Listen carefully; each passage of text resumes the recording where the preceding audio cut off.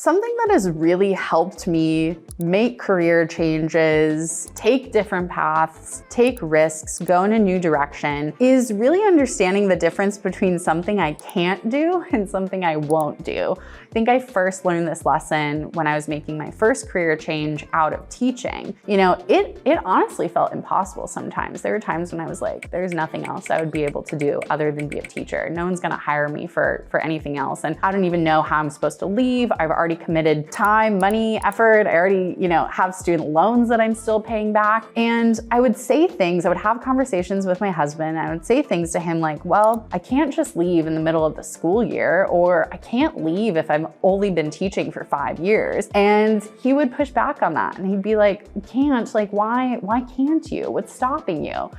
And I realized I could do those things. I could leave in the middle of the school year. People did that. I could leave after 5 years of teaching, even though that was a shorter period of time than I imagined being a teacher. It's not that I couldn't do those things. I had to decide for myself if I was willing to do those things, if I wanted to do those things. And that shift was really helpful for me. And I ended up deciding, I'm not having a good time right now. I could leave 3 months before the school year ends, but actually, I don't want to do that. I want to finish out this year. That doesn't feel right to me. I want to finish out this year, but you know what? I don't have to stay for another year. I don't have to do this for forever. It's not that I can't leave the classroom after 5 years. It's that I was telling myself I couldn't. And there's a big difference there. And that has really helped me at every step to think, is this actually something that I can't do, or is it something that I won't do?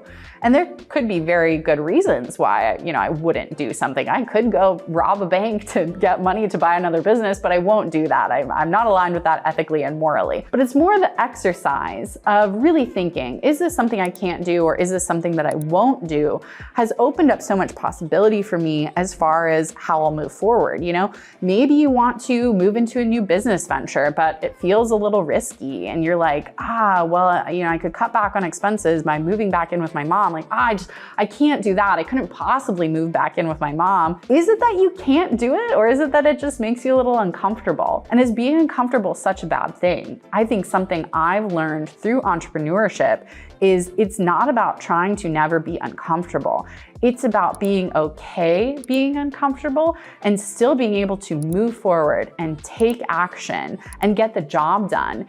Even when I don't feel great, even when I'm facing uncertainty, even when I feel uncomfortable, even when I'm feeling afraid, that's part of the human experience. And I think learning to be okay working in that discomfort has been a huge asset to me in owning and operating a business. At most of the big turning points or decisions in my life, whether it was making a career change, buying real estate, selling real estate, buying a business, selling a business, I have felt a certain level of nervousness, anxiety, being worried about the uncertainty I was facing. And I used to think the goal was to try to get rid of those feelings. How can I get to a place where I don't feel anxious, where I'm not worried about the uncertainty that I was facing? But I've learned over time that uncertainty is part of it. If I've never owned a laundromat before, it's very natural I would feel a level of uncertainty, a level of nervousness about going into this venture and making this investment, because I don't know what it's going to be like until I actually do it. So what I've learned over time is that those difficult feelings, those negative feelings are a natural part of the human experience.